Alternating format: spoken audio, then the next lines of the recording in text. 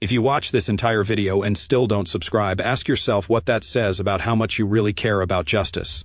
Because this isn't just another case. This is a test. A test of whether we still demand answers when the system moves too slowly. A test of whether we're willing to sit with ambiguity until the truth emerges. A board-certified forensic pathologist just weighed in on the Nolan Wells case, and what she said changes everything. Drowning is a diagnosis of exclusion. That single forensic principle is at the center of tonight's breakdown. And it's the reason Jackson County's early no-foul play statement may have gotten ahead of the science. You're part of this now. You're the jury. You're the witness. And the question you have to ask yourself is this. If Nolan had been someone else, if he'd looked different, if his family had different connections, if the people in power had seen his face and recognized their own, would the investigation have moved faster? Would the answers have come sooner? The world looked away from cases like this for too long. Don't look away now. Every person who subscribes is a witness. And witnesses are what the dead deserve. Let's start with the most important question of all. Why do we believe something just because it's said with confidence? Why does our mind stop questioning the second someone in authority speaks with certainty? And what happens when the single piece of evidence that could actually answer everything is kept locked away where hardly anyone can access it? That's precisely what's unfolding right now in the Nolan Wells case. Investigators, reporters, and now a forensic physician are re-examining everything with fresh eyes. And what they're seeing doesn't match what we were told months ago. A medical professional reviewing the accessible materials has raised something crucial: the potential for manual strangulation. That one statement has reopened everything. So what led this trained forensic specialist to challenge the official narrative? What exactly were they able to review? And perhaps more critically, what were they prevented from examining? These aren't trivial questions. They challenge the entire basis of what the public was instructed to accept. Think about what it means to have watched this far. You've heard the evidence. You know what's at stake. If you walk away now without subscribing, you're not just leaving this video. You're leaving Nolan's story to fade back into the silence it came from. That's not what you came here to do. Subscribe. Be the reason his name doesn't disappear again. I'm Dr. Judy Melinek, she began. I'm a board-certified forensic pathologist, and I just watched the Nolan Wells press conference, and I wanted to share some context for everyone. This is a professional with no connection to either side of this case, no financial interest, no personal stake, just expertise applied to the public record, and what she has to say deserves your full attention. Being able to definitively state the cause of death after a body has not been found for several days and has been subsequently autopsied twice with signs of decomposition is incredibly unlikely. That's not speculation. That's a forensic pathologist stating the limitations of her own field. And if the limitations are that significant, then the public declaration that followed Nolan's recovery, no foul play, accidental drowning, was never scientifically justified. Here's why. Drowning is what's called a diagnosis of exclusion. That means when you've got a fresh body, you want to look at the body and see if there's any other causes of death for that body that was found in water that exclude the death being exclusively a drowning. These victims wait for justice. Nolan Wells is still waiting. The least we can do is make sure his story reaches as far as it deserves. Subscribe. Not for us, for him. So, for example, if someone is shot and then thrown in the water, you'll have that gunshot. They'll be bleeding, and the gunshot will be the cause of death. Being thrown in the water is not the cause of death. It's not even on the death certificate. If a person is strangled and they die from strangulation and then their dead body is thrown in the water, their body will take on water. But the cause of death is going to be strangulation, not drowning. And for any kind of traumatic injuries, the same principle applies. You have to rule everything else out before you can call it drowning. That's the standard. That's what the science requires. But here's where it gets more complicated. The body wasn't fresh. It wasn't recovered immediately, and every hour that passed eliminated information that could have answered these questions definitively. His body was found 2 days after he disappeared. And this second autopsy done by Dr. Roger Mitchell wasn't until 4 days later. So, we're dealing with quite a bit of decomposition even if the body was refrigerated during that time. That matters. Decomposition changes everything. It alters tissue. It creates artifacts that can look like injuries. It produces alcohol internally that can be mistaken for intoxication.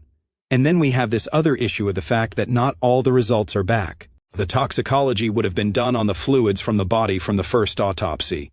From the second autopsy, you're going to have a lot higher alcohol levels from the decomposition caused by bacteria, not caused by drinking. If this case stayed with you, if any part of this story hit the way it hit us, then you already know what you need to do next. Subscribe. Because Nolan Wells deserves to be remembered, and we can't do that without you. So again, it's the fluid and blood from the first autopsy that really matter. And the other thing you have to consider, and there's one other important piece of information from that press conference, which is that the neck block, the portion of the neck from the front end, was missing. Dr. Mitchell did not have a chance to examine that part of Nolan Wells's anatomy. Why is that important? Because if somebody is strangled, especially manual strangulation, the injuries are going to be to the front of the neck. There may be some redness at the back of the neck as well if injury comes from behind. But generally, this part of the neck, the front, doesn't have the major blood vessels and the airway. It's the front of the neck that does. So, compression or damage to the front of the airway, that's going to be found in the neck block that is still sitting at the medical examiner's office, the one that was not released with the body. You may ask, is this common practice for pathologists to keep a portion of the neck anatomy with them at the medical examiner's office and not release it to the family? And the answer is yes. We will sometimes retain important specimens that have pathology in a jar under formaldehyde at the medical examiner's office for further examination or as evidence. But the absence of that neck block is really important because we still don't have information from the first autopsy. That has not been released yet. You've come this far with us. Don't stop now. Subscribe. Be part of this investigation because no case stays buried forever, and the next truth might be closer than you think. So, we don't know if it was kept out of an abundance of caution, meaning that it didn't have any findings and it was negative, or it was kept because it has findings, because there's a broken hyoid bone, or because there's hemorrhage in the strap muscles. Until we get that first autopsy report, we don't know why it's been retained. That's the central question. And that question is exactly why a family hires an independent pathologist. That's why they don't accept the first explanation that comes from authorities. Why should anybody do a second autopsy? A second autopsy is often done in cases where there is a high-profile case such as this, or there is concern from the family for foul play, and they're just not getting answers from the medical examiner's office because the medical examiner's office is still doing their investigation and is keeping things under wraps. Because if there is foul play, they have the evidence. They have the physical evidence that might be able to trap the killer, and they don't want to release that to the public. Even if there is no evidence of foul play, just the lack of evidence is evidence, and it's important information that might affect how people are interrogated, whether they're going to tell the truth or not about what happened to him. Every subscription is a promise that we will keep digging, that we will not let these cases go cold again, and I need you to make that promise right now. You have to understand that the medical examiner's autopsy is legally mandated. And it is ultimately the most independent autopsy because it's not beholden to the family, it's not beholden to the prosecutor, to the police, to anybody else. It's an independent agency. So that is an independent autopsy, but it takes time. And it takes time until we get all the information back, including the toxicology report. And to answer the question if somebody's intoxicated and they drown as a result of their intoxication, meaning that they're just too intoxicated to be able to swim adequately, the cause of death would still be a drowning. But the intoxication would be considered a significant contributing condition. But because of what I said about alcohol forming from bacteria after death, if the body is decomposed, you have to subtract some of that alcohol because it may have been caused by bacteria and may not have been a sign of intoxication. And you can have up to a 0.20 grams percent. So, 0.08 is above the legal limit in most states for driving, but you can get up to a 0.20 in a massively decomposed body. So it really throws you off when you have decomposition and alcohol to try to figure out whether there was alcohol on board or whether all of it's just been made by bacteria. The only way stories like this continue to be told is if people like you choose to care. And if you're still watching, I know you care. But caring isn't enough. Caring has to mean something. Caring has to lead to action. Subscribe. In her follow-up analysis, Dr. Melinek went even deeper. In cases where a body is found in or around water, what do forensic pathologists tend to look out for when conducting an autopsy? When a body's in water, it's not always clear whether they died as a result of being in the water, meaning that they drowned, or they died of something else and they were just disposed of in the water. So, if there is traumatic injury to the body, like a stab or a gunshot wound or a strangulation, that would kill the person. Generally, we will defer to that as the cause of death. We will say the cause of death is the trauma, and being in the water is irrelevant. Versus if we find, for example, a natural disease process, like a heart attack, then if a person had a heart attack while they were swimming, we would still call it a drowning, but we would acknowledge the heart disease as a significant contributing condition. And the same thing would apply for something like drugs or alcohol that incapacitate you and cause you to drown. The cause of death would be drowning, but we would put the drugs or the alcohol as a significant contributing condition. So, the neck structures would be where you would see any evidence of injury to the neck, or potentially strangulation injury. Retaining those structures does not necessarily mean that they have trauma there. They may have been retained out of an abundance of caution, but they may have also shown some sort of injury or disease process like obstruction that necessitated their being kept by the medical examiner because it's evidence. Retaining tissue or organs in a high-profile or suspicious case is common practice for a medical examiner and is not a sign of any kind of conspiracy or cover-up. That is exactly what the medical examiner is supposed to do when they have a case where they either find trauma or they don't find trauma, but they want to keep it because of the circumstances and the suspicions that have been raised. You stayed until the end. You heard his name. You heard his mother's pain. Now do the only thing that makes sense. Subscribe. Because Nolan Wells deserves to be remembered, and we can't do that without you. Then she addressed the discoloration on the back of his head, the 1, 2, 8-inch focal area of red discoloration in the deep soft tissues. The second postmortem exam was done on a body that had been several days from being found, so we're dealing with, I believe, 2 days between when Nolan Wells was first missing and when his body was found and then autopsied, and another 4 days that have passed until the second post-mortem exam. So, the body is decomposed, it falls apart after death. And discoloration could be a sign of injury like bleeding, or it could also be a sign of some sort of pressure being applied potentially during the first autopsy itself. So, this particular location on the back of the head is a common area where we place a block during the first autopsy, and that may have been the source of the discoloration, and it may have absolutely nothing to do with trauma. The only way to know is to get pieces of tissue under the microscope, and that is something that Dr. Mitchell, the pathologist, who did the second autopsy, is going to be doing, to look to see if that discoloration is bleeding or hemorrhage. Here's the critical question. Why might the initial autopsy not have included dissection of the back of the head, where that discoloration was found, like the second autopsy did? In part, a first autopsy pathologist might not autopsy that area or dissect that area because they don't see anything on the surface of the skin when the body is fresher. So, they don't suspect that there's any trauma there, and they may have other parts of the body that have significant findings that they're focusing their attention on. So, it's not unusual for a second autopsy pathologist who is given a body that is starting to decompose to work harder to look at areas that the first pathologist may not have looked at, because they hadn't suspected injury there, since when the body was fresh, they didn't see any external signs of injury. These stories wait for someone to tell them. The least we can do is make sure they reach as far as they deserve. Subscribe, not for us, for them, for every young person who never got to tell their own story. And then came the most important statement of all. When asked whether this case could really come down to the toxicology report, Dr. Melinek said something that should reframe everything you've heard. I doubt it. It's not a single report that answers any question. It can give you a piece of the puzzle, but you really need the scene and the circumstances. What is going to make or break this case is going to be the police investigation, finding out exactly how he got into the water, whether he was alone, or whether there were other people with him at the time.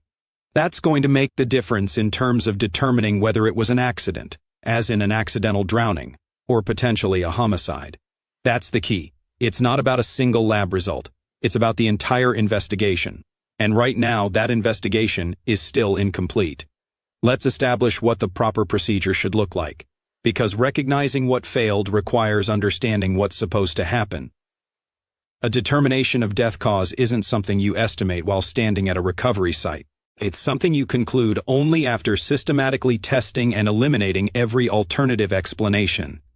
In this instance, that sequence got reversed before any official examination even commenced.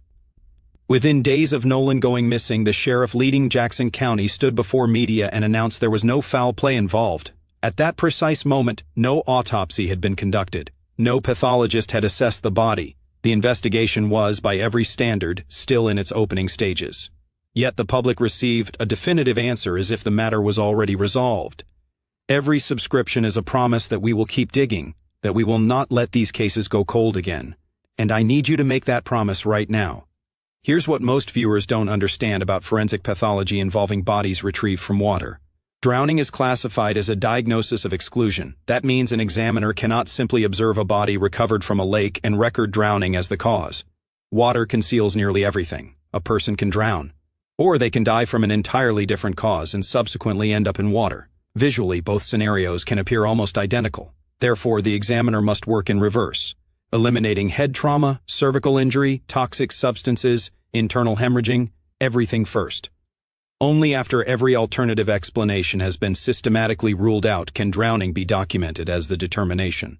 That's established protocol. It's not discretionary. The sheriff's media statement bypassed that complete process. He provided the conclusion before anyone had examined the evidence.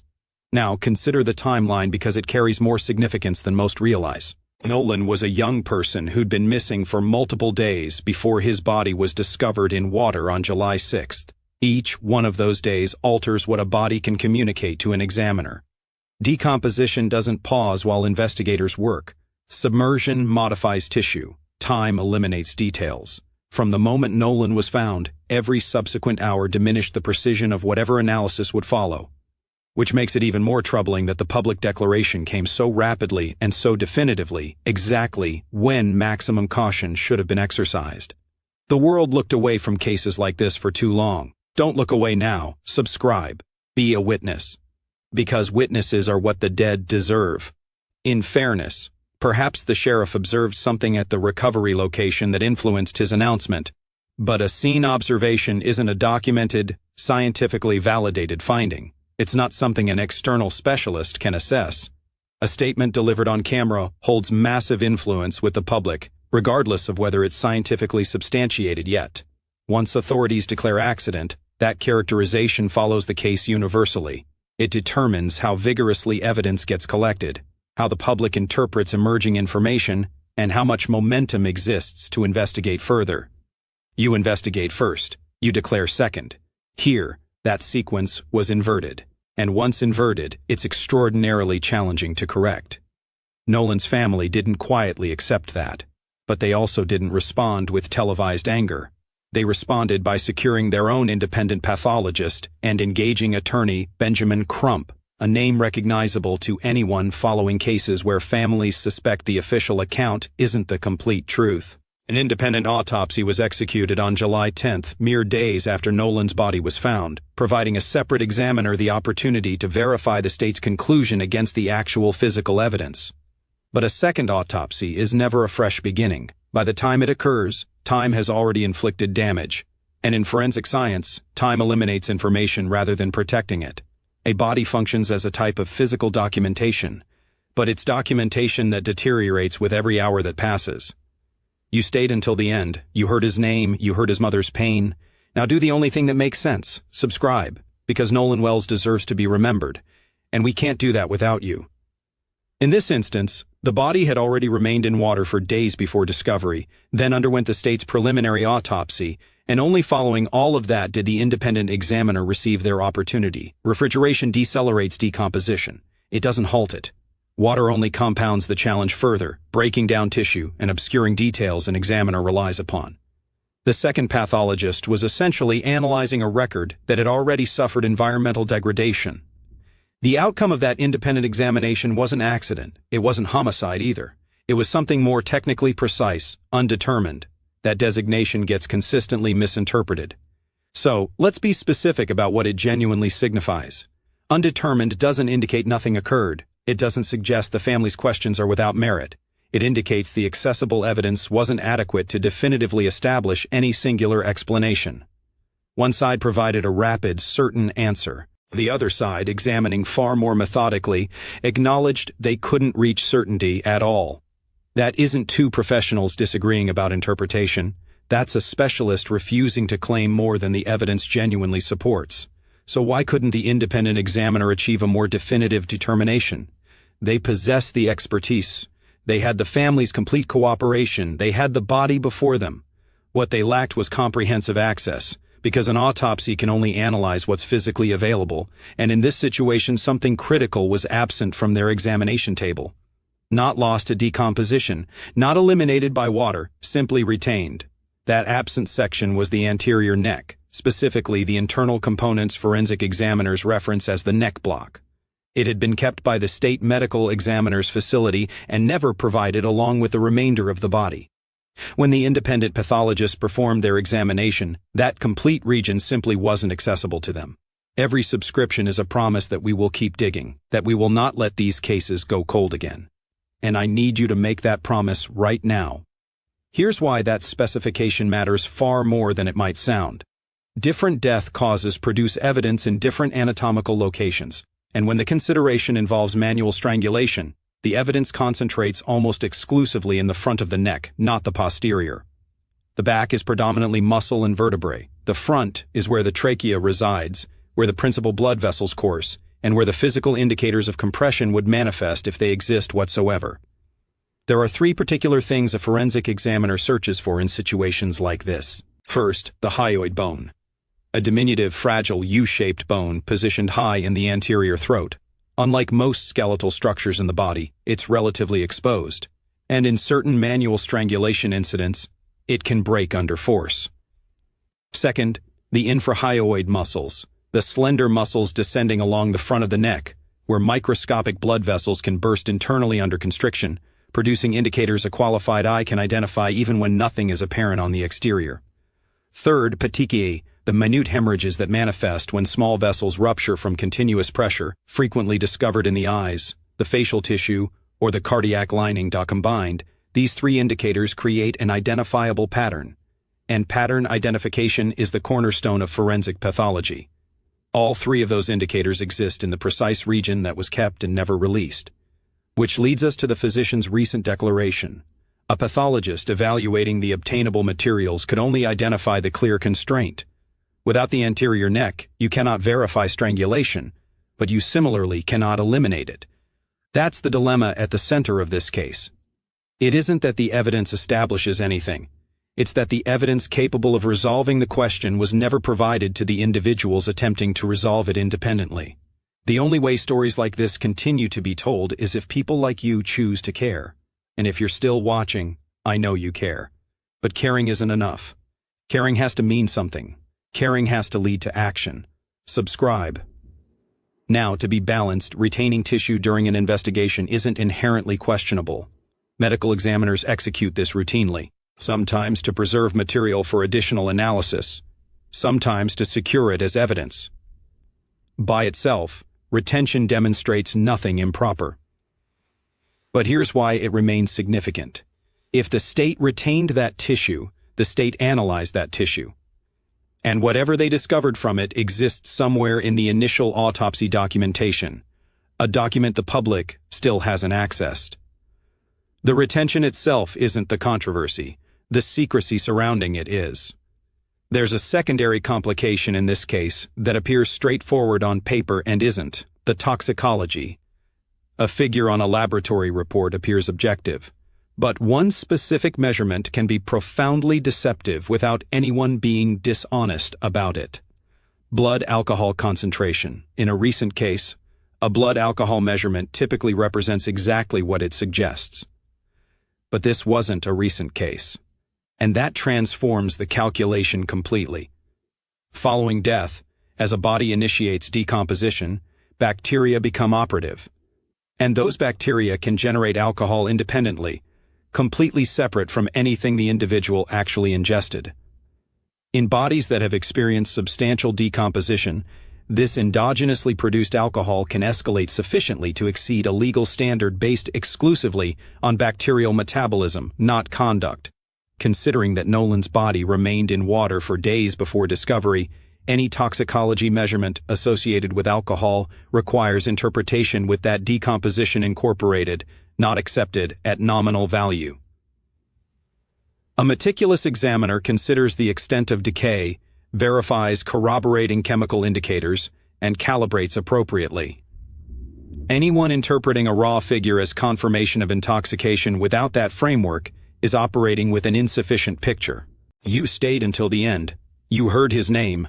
You heard his mother's pain. Now do the only thing that makes sense. Subscribe. Because Nolan Wells deserves to be remembered, and we can't do that without you. There's also a procedural dimension to this story distinct from the forensic specifics. At one juncture, a journalist appeared personally demanding direct responses instead of depending on indirect communications. The demeanor had observably transformed. Initial confidence had been substituted with a considerably more ambiguous statement. The case continued under active investigation. Observe the inconsistency contained in that. You cannot concurrently characterize something as a resolved accident and portray it as actively under investigation. If it's still being investigated, it was never as finalized as it originally appeared. When challenged for particulars, authorities provided minimal beyond evasion, redirecting toward other agencies rather than responding directly. This is where wider questions began developing among the public, not allegations, simply justified concerns. In a compact county, authorities regularly know one another and function within the identical interconnected system. That alone isn't misconduct, but it does present a reasonable question about how assured the public can be that an investigation remained completely independent when the individuals executing it are personally affiliated. That question is exactly why independent verification exists initially, and why the family pursued a second evaluation at all. So, here's the current situation. A problematic toxicology measurement that demands context to interpret accurately, an official declaration that moderated substantially under direct challenge, a family requesting only for openness, not accusation, and a public questioning whether the investigation process itself can be relied upon from within. Two distinctly different issues, one grounded in science and one grounded in procedure. But they both return to the identical absent record, the initial autopsy documentation, which nobody outside the state has viewed. Every subscription is a promise that we will keep digging, that we will not let these cases go cold again. And I need you to make that promise right now. There's a substantial difference between a case being unsolvable and a case being incomplete. Unsolvable suggests the answers are permanently gone. This case is incomplete because the answers still remain. They simply haven't been disclosed yet. Particular actions would advance this case forward. First, the original autopsy documentation itself, the state's recorded findings that could clarify the body's condition and validate why specific tissue was retained initially. Second, the retained cervical tissue, which hasn't been destroyed, merely withheld, indicating an independent credentialed examiner could still analyze it directly if provided complete access. Third, a comprehensive and appropriately interpreted toxicology analysis, one that incorporates decomposition rather than displaying a raw measurement devoid of framework. None of these demand conjecture. They demand disclosure and availability. Nothing beyond that. To be entirely balanced, no offense has been established here. Nobody has been prosecuted. The independent determination remains undetermined, and nothing in this presentation asserts otherwise. What's uncontested is that a determination was announced publicly before the analysis was even finalized, and that singular action is what initiated this complete discussion. The family isn't insisting on a suspect or a prosecution. They're requesting something that should be considerably simpler to supply. Recorded, disclosed, confirmable truth. Disclose the documentation. Provide access to the retained tissue. Complete the toxicology appropriately. Whatever the evidence demonstrates, whether it indicates an accident or something altogether different, the family merits a resolution they can genuinely trust. You stayed until the end. You heard his name. You heard his mother's pain. Now do the only thing that makes sense. Subscribe, because Nolan Wells deserves to be remembered, and we can't do that without you. We don't possess the resolution of this story yet, but we know exactly what it will require to reach there. And when those records emerge, we'll be here analyzing them transparently, without distortion, and without delaying for someone else to interpret it initially. If you want to be present for that development instead of discovering it indirectly afterward, subscribe immediately and activate notifications, because a case like this doesn't remain dormant for extended periods, and the following update could arrive at any moment. Nolan Wells was 18 years old. He had his whole life ahead of him. He was a son, a brother, a teammate, a young man who loved his family and wanted to take care of them. He went to Horn Island for one last summer outing, and he never came home. Now his family is left with nothing but questions, questions that deserve answers, questions that deserve the truth. And the only way that truth comes out is if people like you refuse to look away, refuse to let this story fade, refuse to let the system decide that Nolan's life didn't matter enough to investigate fully. That's what subscribing means. It's not a favor to us. It's a promise that you will keep watching, that you will keep caring, that you will keep demanding answers until justice is done. So I'm asking you, not for me, not for this channel, for Nolan, for his mother, Christine, for every family that's still waiting for answers, for every young person who never got to tell their own story, subscribe. Because no case stays cold forever, and the next truth might be closer than you think. We'll see you in the next one.